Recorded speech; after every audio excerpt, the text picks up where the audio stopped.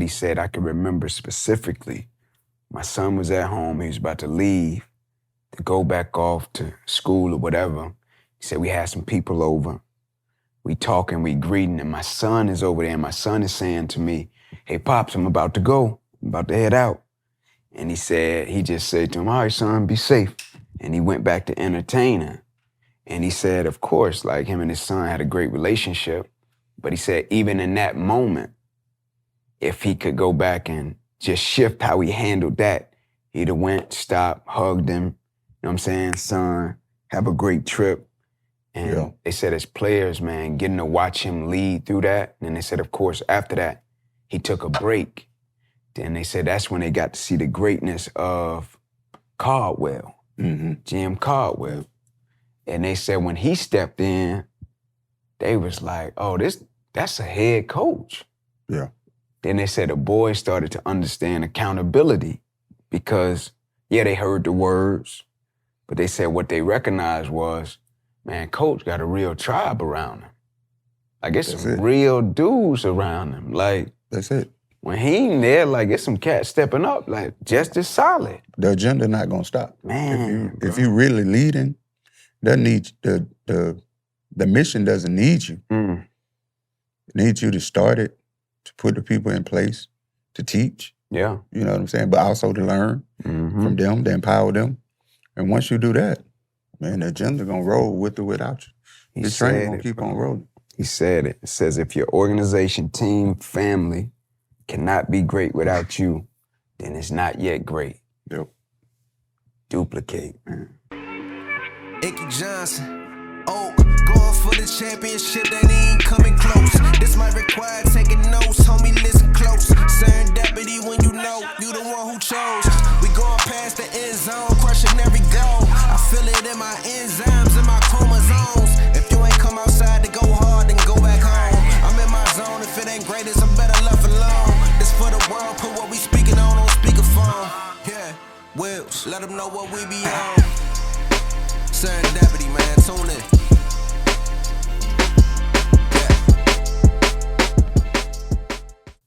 What's going on, good people? Welcome to another episode of Serendipity. I'm Inky Johnson, here with my brother. I'm Oak. What's happening, folk?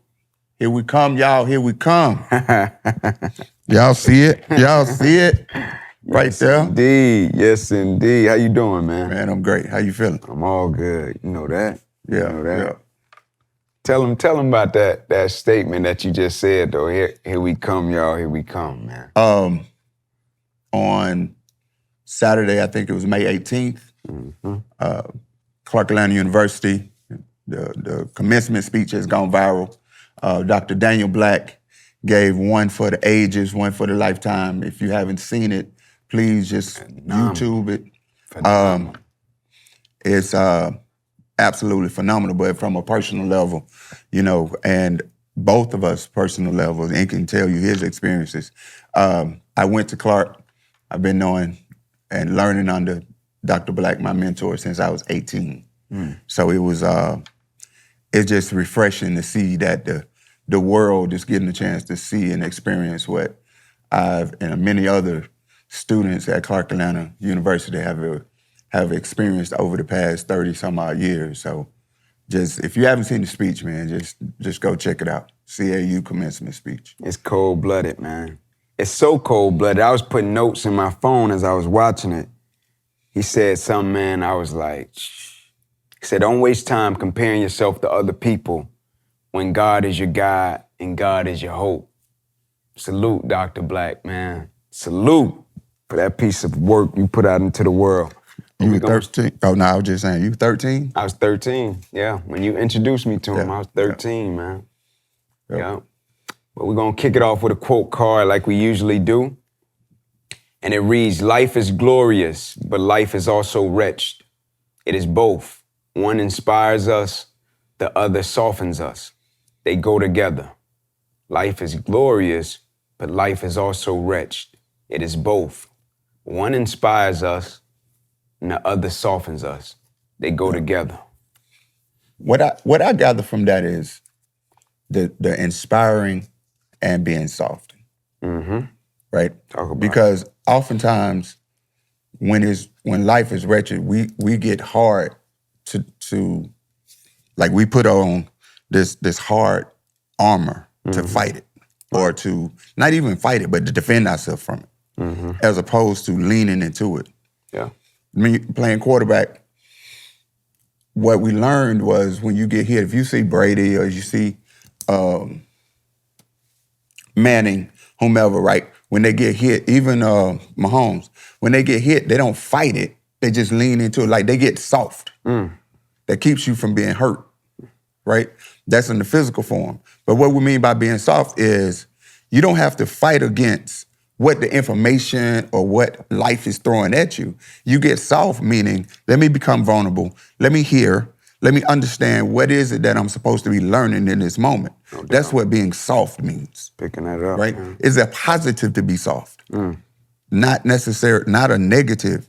It's very important, it's imperative that when things come our way that we don't like, that are hard for us, that is kicking our butt, to get soft and hear what is being said. When moms, pops, wife, husband, whomever, offering a level of correction, are you fighting the correction? Are you fighting the person? Or are you being soft enough, open enough, having enough humility to hear what it is that they're trying to get you to see? Picking that up. Right? Picking that up. So that's why being soft is so important. And what was the other part? Yeah. Said it's glorious and it's rich. It is both. One inspires us, the other softens us. They go together. And then the inspiration is, what is it why you put your feet on the floor in the morning? Your inspiration is, why is it that you do what you do? Your inspiration is, when you do something, you do it with a level of unabridged joy. When you do it with a level of intensity to ensure your success. So you need the inspiration and you need the softness. All of them coming together ensures your success. Absolutely. Absolutely. You know, the first thing I thought about is life is always interconnected. You know, whether you're evolving, growing, whatever the case may be, it's always interconnected. It said one part is glorious, the other part is rich. One inspires us, the other softens us. They go together, right? And the thing that it made me think about, you know, on a deeper level, Oak, is like life is constantly changing. People are constantly changing, right? Circumstances, situations are constantly changing. And we're always trying to control this entity called life. When things start happening, things start changing, we want to control it. You know what I'm saying? And it makes me think back to the quote that states, how do you know what you're used to is better than the life that's to come? When life starts changing, when life starts moving, when things start evolving, when people start changing, when you start growing, oftentimes if we've had a set of great experiences in our past, when it says, how do you know the life that you're used to is better than the life that's to come? And so when you think about the life that's to come, new normal, right? A transition, having to pivot, having to make different decisions, having to make a new career choice, having to close the door in a chapter on another career. How do you know the life that you're used to is better than the life that's to come, right? Embrace it. It goes together. One is glorious, one is wretched. That's how we grow. That's how we evolve. That's how we not only have apathy, but empathy. That's how we're not only passionate, but compassionate, right? It goes together, man. It's all interconnected. And the life that you're going into is always going to be better than the life you left. I'm picking that up. If at the bottom line level, you bringing in the lessons that you learned in the life that you used to have, right? Yeah. To prepare you for the life that you're about to walk into. So it's always going to be, you're always going to be more equipped. I'm more equipped for tomorrow than I was equipped for yesterday. Yeah. Because of my experiences, because of the wisdom that I've gotten, because of, you know, just having conversations with people, any and everything. So as the sun keeps rising and setting, the new day is more glorious than the previous day. Yeah, man. If not, why we here? Like, for real. You know, it's you looking forward. We don't ever say you look backwards. Right. You're looking forward to a new day because the new day is always going to be better than the former. Absolutely. Absolutely. Disturb that comfort zone, man. That's it. Anytime you chasing and trying to hold on to the past or hold on to that old, that's because of comfort, right? Disturb that comfort zone, right? Let it go. And what I understand, like your comfort zone, right? Think about your comfort zone as a circle. And you got a radius, right? Distance where you are to wherever, either way, you're uncomfortable. Right. If you can press and increase your radius, meaning press the comfort zone, what ends up happening? Your circle gets bigger. And it gets bigger. Absolutely. And it gets bigger. Yeah. That's how you get closer to God. That's how you get closer to your destiny. Teach. That's how you get closer to your peace. That's how you get closer to what it is you were sent here for. Teach, dog. Your peace is on the other side of your comfort. Right? Yeah, man. Champions are on the other side of their comfort zone. Gotta believe it. Your greatness is on the other side of your comfort zone. Every time. Not on this side, not within the radius. It's outside of the radius. Yes, sir. I'm picking that up, man. Which lead us into the next thing, man. I want to talk about this thing called choice, right? Choice. Each choice that you make is a choice of intention.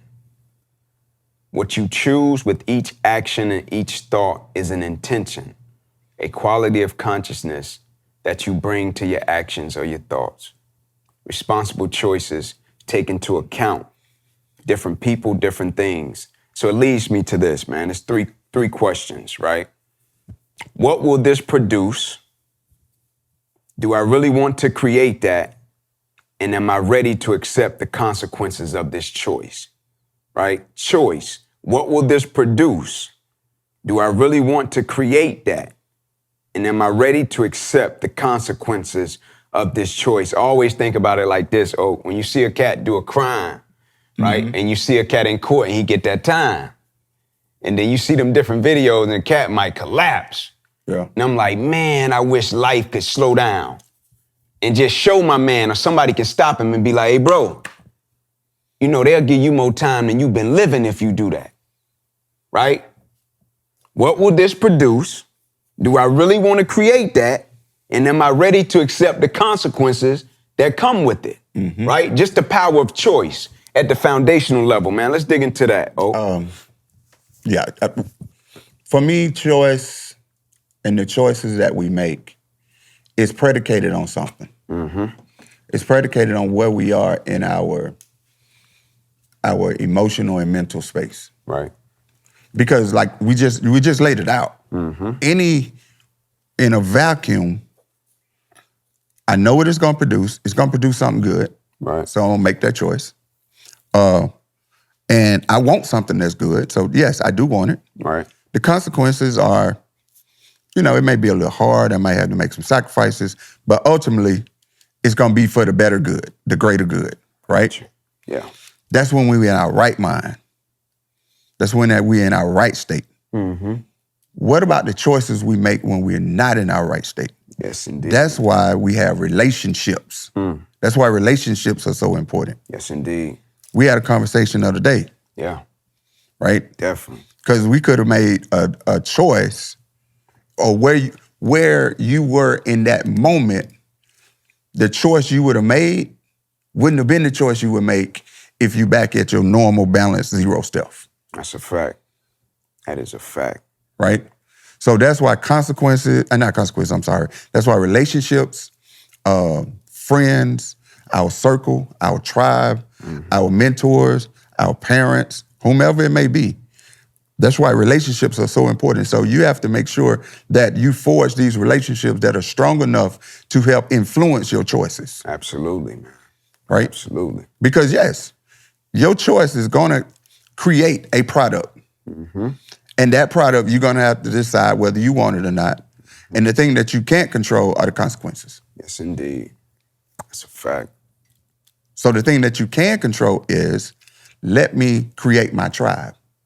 Let me make sure that I got the people around me who are gonna be for my greater good. Absolutely. Who are gonna look out for me, and then let me make sure I'm one of those people. I'm one of those people who is going to make sure somebody else's life and make sure someone else's choices is for their greater good. Yeah, man, I'm picking that up, man. Right? We're not in a vacuum. Yeah. It's called a community. Picking that up, Doc. Yeah. You know, it makes you think about just, you know, prematurely when it says who you hang around is who you become. Who you run with determines the direction that you run. And just speaking about the power of choice, it's a book called The Seat of the Soul by Gary Zukov. And he's talking about, like, you got the energy of, like, your soul, and then you got the energy of your personality when you're making certain choices. And it's saying, like, the energy of your soul, when you do what sits right with your soul, it always brings you back to a place of humility. It always brings you back to a place of peace. It always brings you back to a place to where you got a clear conscience. When you're operating and based upon the energy of your personality and you're making choices, that's when the ego gets involved. That's when you start doing certain things that's outside of your character. And so when I was thinking about it and saying, like, the energy of the soul, when you do what sits right with your soul, right? When you make certain choices that sits right with your soul, when your soul is at peace, when you make a choice, the consequences are irrelevant. It's inconsequential. When you make choices that sit right with your soul. Now, to other people, they want you to do certain things based upon your personality. If you encounter a situation based upon your personality and who they may perceive you to be, they'll say, man, you might need to do this. You probably need to make this choice based upon your personality, the energy of the personality. But when you do what sits right with the energy of the soul, it may not always be attractive to environments and to people because they may not understand it because you're operating from a different place. When you make choices that sit right with the energy of the soul, right? And we know it. It's like when you know what you're doing or you know what you should do, you can already feel it. That's the energy of the soul.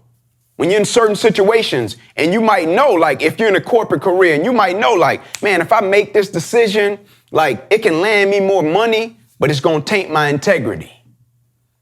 But the energy of the personality gonna say, nah, I'm gonna do it because I wanna make more money, even if it taints my integrity. The energy of the soul gonna say, nah, the money ain't that deep, man. Do what you know to be right so you can sleep at night, right? That's when the choices become important. Either catering to the energy of the personality or you're catering to the energy of the soul, man. And the energy of the personality is society created. Absolutely. The energy of the soul is God-given. Yes, indeed. Right? The energy of the soul is God-given. Yeah. The energy of the personality is society created. Right? Which one do you want to follow? And whatever choice you make, now we're talking about some for real hard-line choices. Yes, indeed. I'm gonna choose society, or I'm gonna choose what God gave me. Yeah. That's up to you. That's your business. Yeah, that's good. I'm picking that up, man. Because it's always like, you know, and like you try to teach young people and also like just with yourself personally, as you're growing and as you're evolving and you're making different decisions and choices. That's why I love, man, when we used to discuss and pitch and catch and say, like when you say to me all the time, like, is the situation, circumstances applicable to the knowledge base and the information that you've acquired, right? Like when we watched a certain movie and a situation popped up with law enforcement and a young man did certain things and the situation didn't quite play out the way that we thought it would play out. And we started discussing the information and the situation, just dissecting it. And so when you start talking to young people just about doing what's right, standing on your morals, standing on your principles, how you're being raised, because they don't understand that at a certain point, you're going to come up against things in life that's going to test all of that. And so when you make certain decisions and certain choices to keep from being conflicted in your soul and disturbing your peace, you just go back to your foundation. You just go back to how you're being raised. You just go back and do what you know to be right. But oftentimes when you get in certain situations and a person say, hey man, I could give you this. I could pay you this. Don't worry about that. I'll give you this. And then you spiraling. And you caught in that tunnel of materialistic, superficial, and you caught up. We see it every single day, man. That's your talent, your skill, and people are sending you to a place that your character can't sustain you, right? Energy of the soul, man. Greatness, Oak. How would you tell a young person, man, to go from good to great? They said we got We got good schools. In the book, Jim Collins, Good to Great, they say we got good schools, we got good organizations, we got good teams because they're good, right? And so good is the enemy of great. We got good teams, we got good marriages, we got good relationships because they're good. And people appreciate good, and good looks good. But good is preventing a lot of people going from good to great. Yeah. So how would you tell a young cat if he came up to you and say, man, people saying I'm good, how can I go from good to great? Do some things that you've never done before. Talk about it. Like if you're good and and 6 a.m. is your start time, then 5 a.m. may need to be your start time. Talk about it. If you're good and you're a writer, and let's say you set up and you write 4 days out the week, right? I'm just gonna spend my days writing. That's my profession. Well, I'm gonna spend 5 days. Everything that you've done to get good, you gotta erase it. You had to create another level of goodness. And that becomes what we would consider great. But once it becomes great, it goes back to good. Meaning, again, it keeps going in a circle. It never stops. So whenever you get to one level, that level has to be eradicated and erased. It feels good, it feels comfortable, let me chill. Most cats, they'll win a championship. Most young ladies who into athletics or whatever, they'll win a championship, and that's it. That's what they live off of. Yeah. Nah.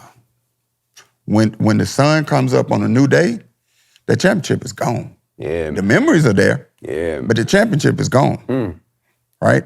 The way and this is where really it makes me think about.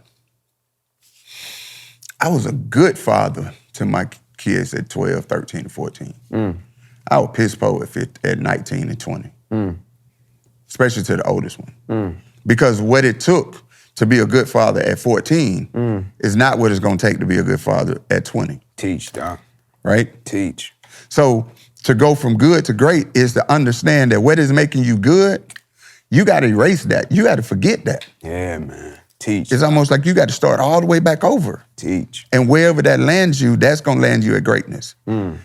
Good can't be your starting point to get to great. Picking that up, Doc. The beginning, the atom of life, the atom of whatever it is that you're doing, that has to be your starting point every single time. In another way I can say it, every day if you're reflecting. Yeah. Did I win today? Did I meet my objectives? Did I meet my standard? Did I or didn't I? It doesn't matter what the answer is. The fact that you're doing it, you're in that process. Yeah. That's another way in which you get from good to great. Yeah. Good has nothing to do with great. They're not related at all. At all. No. There's no correlation. Yeah. So again, and especially for people out there who are parents and with young folks, understand that your babies go through 3 stages. They go through idolizing you, then they demonize you, and then they humanize you. Yeah. Right? Yeah. Yes. And that simply means they idolize you because they have no frame of reference. Once they get the frame of reference of life and they understand that they're different from you, but because they don't have the maturity to understand that life is vast and life is hard, they're going to demonize you. Then once they get another level of maturity and start experiencing life for themselves, they're gonna see that you are human just like they are, and they're dealing with the same thing that you're dealing with, and that's when your relationship gets like this, right? If you can withstand coming from the idolization to the demonization, then now the humanization. Yeah. Because a lot of parents, what I see is they try to hold on to that idolization part. Yeah. That's why they say, "Oh, you treat your child like your friend," right? They're afraid to go through the demonization part. Yeah. Hate me today, love me tomorrow. Yeah, man. Hate me today, love me tomorrow. Right? Absolutely. But on the backside of that is a bond that would never be broken. Absolutely. When they see you as a human, and they begin to really understand and respect who you are and the steps that it took for them to raise you as a son or as a daughter. That's a fact. That's how you go from being good to great. You got to let each one of them go. You got to let the idolization aspect go. Yeah. When it's time. When they're going through, they know everything and you don't know nothing. Right. Right. You got to go through it and then let it go. Can't hold it personal. And then when they get to the point of, oh man, Pops is A1 dude. Mom was doing her thing. No question. Right? That now you've gone from good to great. Yeah, man. Yeah, that's good, man. I'm picking that up. That I'm thinking about from good to great, man. The thing that comes to mind is contrast, right? And when I say contrast, like, it's very dangerous to study success, right? It's very dangerous to study success. And so when I say contrast, a person that's good may study success, but they only study successful moments, right? A person that's good, That's it. they only study when a person does things right. A person that's good, they only look at and study when it looks good, right? A person that's great understands contrast. So they study success and failure. They study good to great. They study how did they respond when it went well?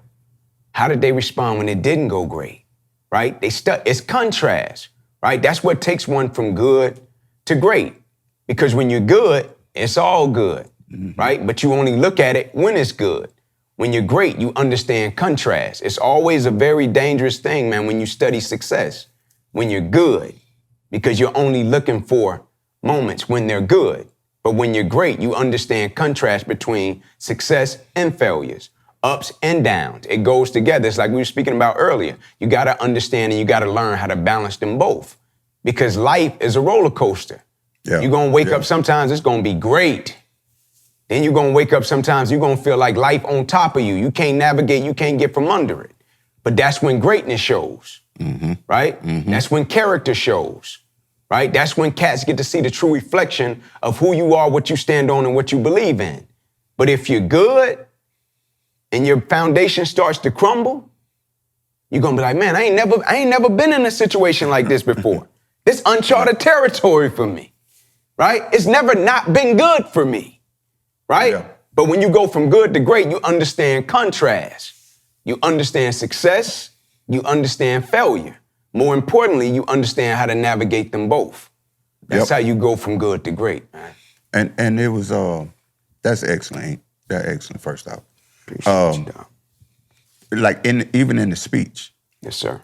when Doc was saying, like, when you know, your bank account ain't what you want it to be, dance anyway. Dance anyway. I When love you gotta, you said that. when you gotta borrow a little money for some gas, dance anyway. Yes, right? Lord. I was talking to a young Thundercat, man. He left, play high school football and went off to college early, right? So he's up there in Michigan, somewhere up there.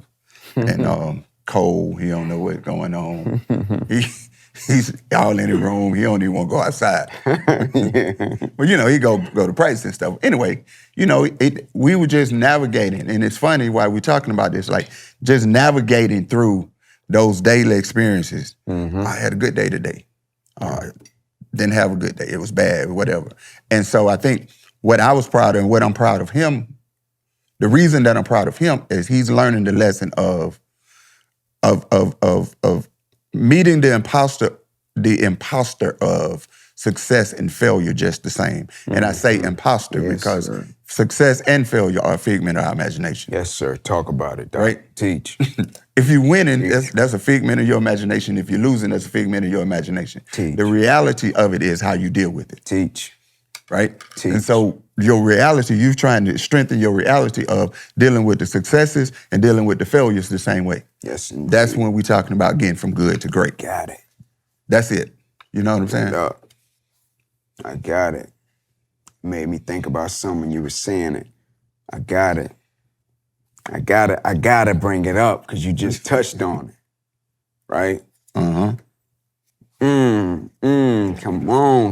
Don't worry, take your time. Take what they say in church. Take your time. Take your time. Come on. They talked about it. When I was at Chick-fil-A, they talked about it. That's why I got to touch on it. Here it is. The perception of mastery, right? When things go well, the perception of mastery. No matter how great it is in that moment, no matter how great it is in that moment, it's only a moment. That's it. Never forget, no matter how great you were in that moment, it's only a moment, right? They said we're only as good as the last chicken sandwich we served.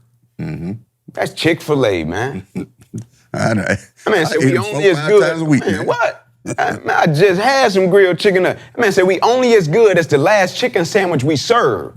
The perception of mastery. No matter how great the moment was, how great you were in the moment, it's only a moment. Yeah. You still got to prove that greatness tomorrow. It's a moment, right? And you build. What do you do with moments? You build upon them, right? What do you do with moments? You build upon them.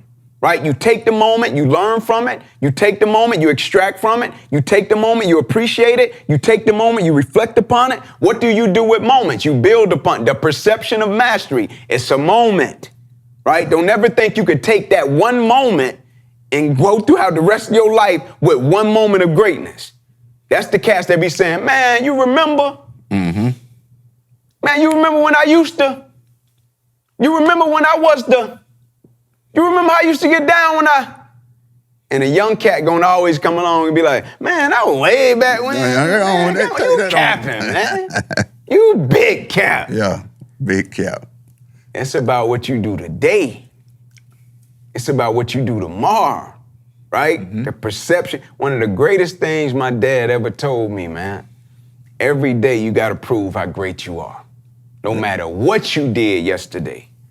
Right? And its simplicity is yet profound because what it does is it puts my mind state in such a place that no matter what I do, how well it goes, or if I'm less than my best, the perception of mastery, it's only a moment, right? I can't take that moment in every environment, in every place for the rest of my life. I got to take that moment and build upon it. Yep. Yeah, man. And understanding for those people right now who are not having those mastery moments. Teach, Doc. To remember that this just a moment too. Yeah, man. Yes, you're not having a mastery moment when it's hard as hell for you to put your feet on the floor in the morning. Yeah, man. Life don't seem like it going your way. It's just a moment too. Just a moment, baby. All of it is just a moment. It's just a moment. That's why we're saying the success and the failure, the ups and the downs are all imposters, right? The realness is the way in which you receive, perceive, and the way in which you attack, respond to that success, the way in which you respond to that quote unquote failure. Your response to the thing, right? That's the reality. Yes. That's your greatness. Yeah. Your response is your greatness. Your response is your greatness. Yeah. We just talked about it. That's how we started off the episode. Life is glorious, but it's also wretched. Yeah. It's both. One inspires us, one softens us. They go together. It's a moment, right? The interconnection of it. But let's get into it, man. Let's land this plane with a word. Unbecoming. Unbecoming. Unbecoming. Becoming. I could go a few different ways, but the way in which I want to go, just throwing it right now, is that is the GPS for my mastery. Yes. Talk for the moment. Teach, Doc. Right? Like people ask, how you feeling? I'm great in this moment. How you feeling? I ain't got it in this moment. Yeah, man. Right? Meaning I'm always trying to unbecome so that I can become. I'm always trying to take whatever has happened. So unbecoming is the process of, as you were saying, reflection, learning from, getting the lessons, building successful moments on top of successful moments, and taking those stumbling blocks and building steps on top of steps of the stumbling blocks. Yes, sir. Doesn't matter.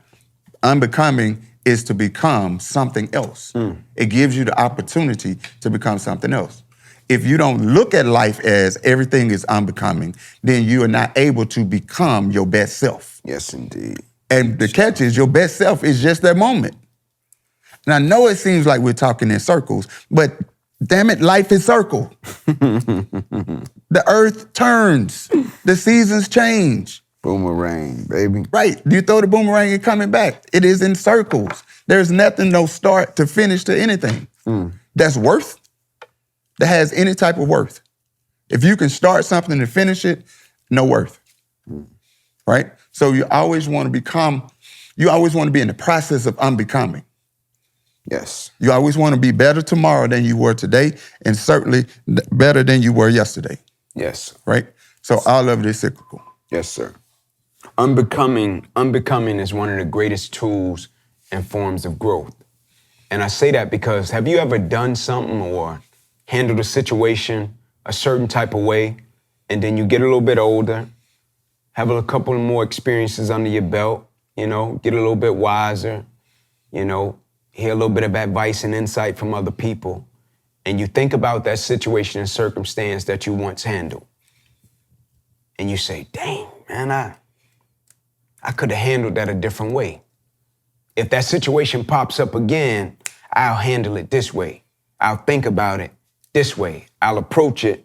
That's unbecoming, right? That's why I say it's one of the greatest tools and forms of growth, because we're constantly unbecoming, right? How we see things, our perception, our perspective, how we do things, we're constantly unbecoming. It says it. The man that views the world at 50 the same way he viewed it at 30 has wasted 20 years of his life, right? You have to unbecome.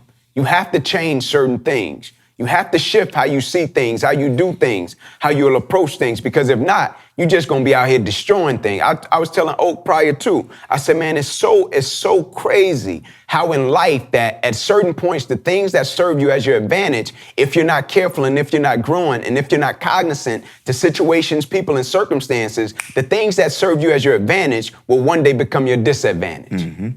The thing that helped you win will one day help you lose, right? If you're not unbecoming and growing, evolving, right, adjusting, if you're not unbecoming, I'm gonna end it with this, man, and it reads, maybe the journey isn't so much about becoming anything. Maybe it's about unbecoming everything that isn't really you, so you can become who you were meant to be in the first place. Maybe the journey isn't so much about becoming anything. Maybe it's about unbecoming everything that isn't really you, so you can become who you were meant to be in the first place. Grow, man. That's my time. It's my dog's time.